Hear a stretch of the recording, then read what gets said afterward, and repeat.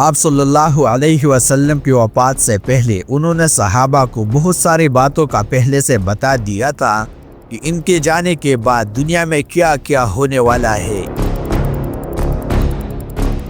ایک دن حضرت عمر رضی اللہ تعالیٰ عنہ باقی صحابہ کرام کے ساتھ آپ صلی اللہ علیہ وسلم کے پاس مسجد میں بیٹھے ہوئے تھے کہ اچانک ایک بہت ہی روبدار اور ہینڈسم آدمی مسجد میں داخل ہوا۔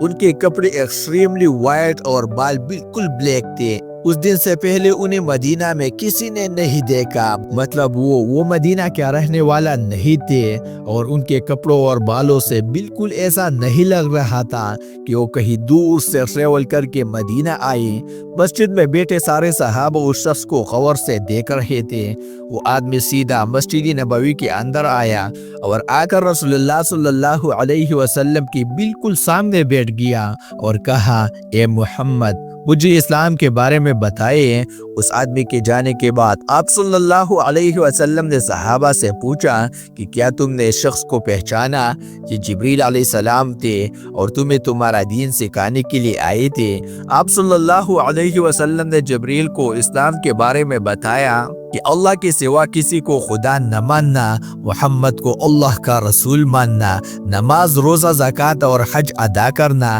جس پر حضرت جبرائیل علیہ السلام نے کہا کہ آپ نے بالکل سچ فرمایا۔ پھر جبرائیل علیہ السلام نے آپ صلی اللہ علیہ وسلم سے ایمان کے بارے میں پوچھا۔ آپ صلی اللہ علیہ وسلم نے فرمایا کہ اللہ کو ماننا، اس کے اینجلز یعنی فرشتوں کو ماننا، اس کی کتابوں کو ماننا، اس کے پیغمبروں کو ماننا اور تقدیر کو ماننا، جس پر جبریل علیہ السلام نے پھر کہا کہ آپ نے بالکل سچ فرمایا۔ جبریل علیہ السلام نے آپ صلی اللہ علیہ وسلم سے احسان کے بارے میں بھی پوچھا، اور پھر جبریل علیہ السلام نے آپ صلی اللہ علیہ وسلم سے پوچھا کہ قیامت کب آئے گی؟ جس پر آپ صلی اللہ علیہ وسلم نے کہا کہ جتنا آپ کو پتا ہے صرف اتنا ہی مجھے پتا ہے، مطلب قیامت کے دن کا اللہ کے سوا کسی کو نہیں پتا۔ جبریل علیہ السلام نے یہ سننے کے بعد فرمایا کہ مجھے اس دن کے بارے میں کچھ نشانیاں بتائیں۔ اب تک اس ڈسکشن میں جتنی بھی باتیں ہوئی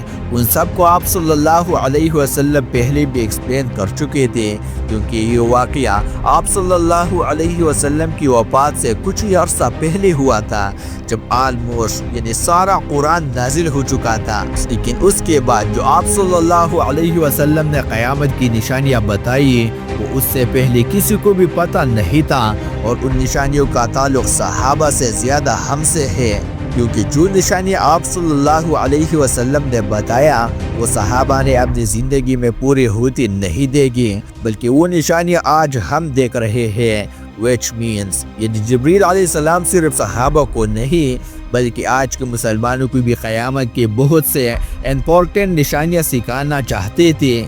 آپ صلی اللہ علیہ وسلم نے جبریل علیہ السلام کو جواب دیا کہ جب ایک لونڈی اپنے مالکن کو جنم دے گی، جس کو بہت سارے اسکالر سمجھتے ہیں کہ جب اولاد اپنے والدین کو غلام سمجھے گی، اور جب یہ ننگے پیر غریب چارواہے ایک دوسرے سے لمبی بلڈنگز بنانے میں کمپٹیشن یعنی مقابلہ کریں گی۔ جبریل علیہ السلام نے پھر کہا کہ آپ نے بالکل سچ فرمایا، اور اٹھ کر وہاں سے چلے گئے۔ آپ صلی اللہ علیہ وسلم نے صحابہ کو بھیجا کہ کوئی جا کر اس آدمی کو ڈھونڈے، لیکن اس دن کے بعد یہ آدمی کسی کو نہیں دیکھا۔ اب آپ صلی اللہ علیہ وسلم نے ننگے پیر غریب چارواہوں کا ذکر کی، جنہیں اس زمانے میں عرب بدو کہا کرتے تھے، جو عرب کے باقی قبیلوں سے ہمیشہ دور رہتے تھے اور کبھی بھی ایک جگہ پر نہیں رہتے، بلکہ اپنے جانوروں کے ساتھ ہمیشہ یہ ٹریول کرتے تھے، مطلب ایک خانہ بدوش نورمیٹک زندگی گزارتے تھے۔ یہ اس لیے بہت عجیب بات کیونکہ بدو پوری عرب میں سب سے غریب قبیلوں میں سے ہوتے تھے، صرف اس زمانے میں نہیں بلکہ اس حدیث کے 1000 سال بعد میں یہ بدو عرب کے سب سے لوور کلاس ہوتے تھے۔ اس لیے صحابہ کرام حیران تھے کہ ہمارے سوسائٹی کی سب سے غریب کلاس کیسے آپس میں لمبی بلڈنگز بنانے میں مقابلہ کریں گے۔ آپ صلی اللہ علیہ وسلم کے بعد خلافت راشدہ ہر طرف پھیلنے کے بعد دنیا کے سب سے بڑی سپر پاور بن گئی۔ صرف مسلمانوں میں نہیں بلکہ یہ اس وقت تک انسانوں کی تاریخ کی سب سے بڑی امپائر تھی، جو الیگزینڈر دی گریٹ اور رومن امپائر کی جولیس سیزر کے امپائر سے بھی بہت بڑے تھے، لیکن پھر بھی اس کا فائدہ اٹھاتے ہوئے یہ بدو پوری دنیا میں پھیل گئے، لیکن پھر بھی ان کی سب سے بڑی پاپولیشن اس عرب کے علاقے میں رہی۔ آہستہ آہستہ وقت گزرتا گیا اور ان کا کلچر بالکل بھی نہیں بدلا، یہ بدو اسی طرح اپنی زندگی گزار رہے تھے۔ آخر 1000 سال بعد عثمانیہ خلافت کا آخری زمانے میں دنیا پرانی طریقوں سے ایک نئی انڈسٹریز ایج کی طرف بڑھنے لگی، تو آخر عثمانی خلیفہ سلطان عبدالحمید نے مسلمانوں کو بھی مغرن دنیا کی طرف لانے کے لیے بہت سے اسٹرانگ ریفارمز کی اور پوری امپائر میں بہت سارے پروجیکٹ شروع کیے، جس میں استنبول سے مدینہ تک ایک ٹرین بھی بنائی گئی۔ لیکن اس ٹرین کے راستے میں ہمیشہ ایک بہت بڑی رکاوٹ تھی، یہ ہے بیڈوینز یعنی بدو، کیونکہ انہیں بیڈوین سے بہت سال پہلے 1757 میں 20,000 حاجیوں کو شہید بھی کیا تھا، جس کے بعد عثمانیہ سلطنت ان کے کلچر کو چینج کرنے لگی اور انہیں خانہ بدوشت اور مینڈک زندگی سے ایک پرماننٹ علاقے میں اسٹیل کرنے کی کوشش کرنے لگے۔ لیکن بیڈوینز قبیلے عثمانیہ سلطنت کی امپائر سے بالکل بھی خوش نہیں تھے، اور آخر سعودی عرب کے پہلے بادشاہ ابن مسعود نے بیڈوینز کو یونائٹ کر کے عثمانی امپائر کے خلاف ایک فوج بنائی اور پھر برٹش کی مدد سے اس پورے علاقے کو فتح کر لیا، جسے آج ہم سعودی عربیہ کہتے ہیں۔ اور کچھ سالوں بعد ان علاقوں سے آئل یعنی تیل ڈسکور ہونے کے بعد یہی بیڈوینز، جن کے اس سے پہلے کوئی اوقات نہیں تھی،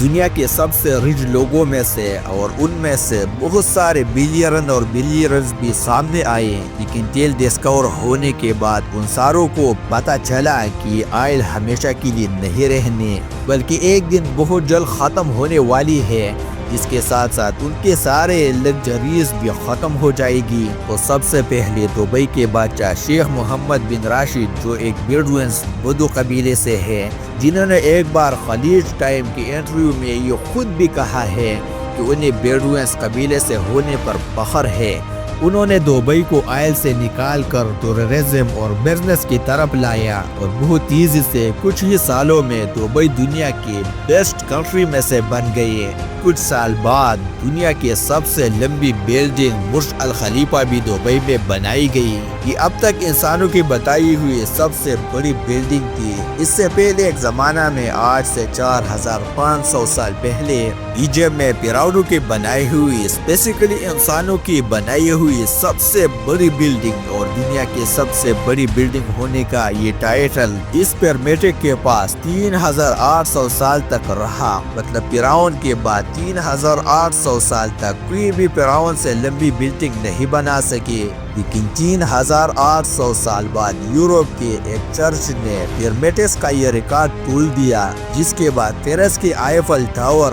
اور 9/11 میں تباہ ہونے والے ورلڈ ٹریڈ سینٹر بھی دنیا کے سب سے بڑی بلڈنگز رہ چکے ہیں۔ اس کے بارے میں انشاءاللہ ہم پھر آپ سے بات کریں گے، لیکن اس سے پہلے کہ اگر آپ نے ہمارے چینل کو نہیں سبسکرائب کیا تو ہمارے چینل کو ضرور سبسکرائب کریں۔